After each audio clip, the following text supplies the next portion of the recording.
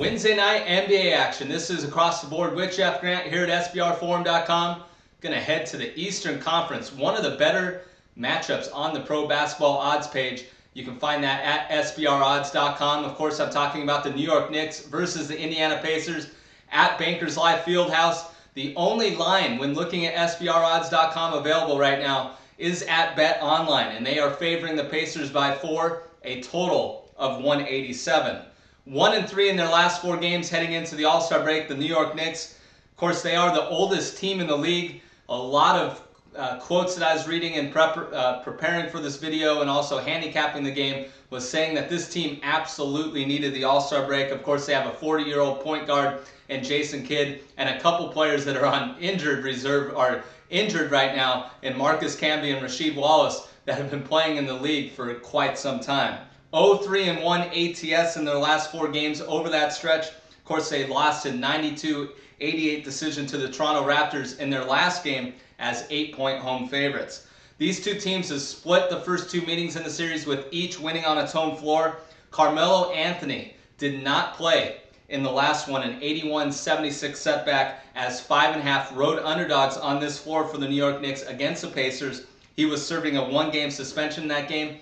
Of course, he averages 28.6 points per game, and he finished with 26 points in the first meeting of the season at Madison Square Garden, a double-digit victory for the Knicks over the Pacers. 9-4 straight-up ATS when playing on 3 or more days rest. The under, 3-1-1 in that situation during the 2012-13 NBA season.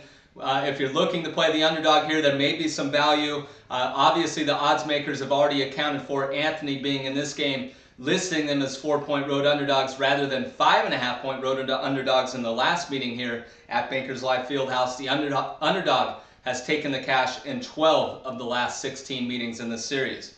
The Indiana Pacers, 6-4 in their last 10 games. Of course, in the midst of those in those 10 games, there was a back-to-back-to-back situation, the only one in the NBA this year. They dropped 2 of 3 games after that back-to-back situation, so they definitely needed the All-Star break as well. They lead the NBA in scoring defense, allowing just 89.9 points per game, and they've gotten there by limiting foes to 41.7% shooting from the field.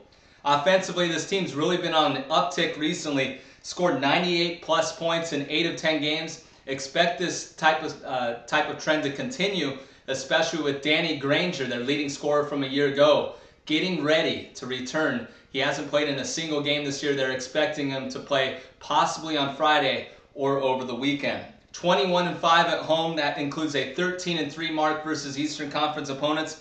And for this particular matchup on the defensive end, they really match up well with the Knicks. The Knicks like to be perimeter-oriented, especially from the 3-point area, and the Pacers are limiting foes to 5.17 makes from the 3-point line over the course of the season. That is the best mark in the entire NBA.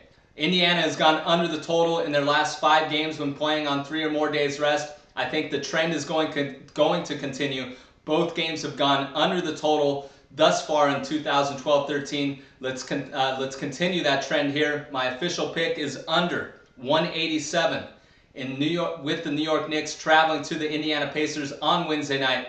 This has been another edition of Across the Board with Jeff Grant here at SBRforum.com. And for any further information on this game or any other on the NBA odds board, especially Granger, there is a chance that he could play tonight. Definitely follow me on Twitter at Jeff Grant Sports.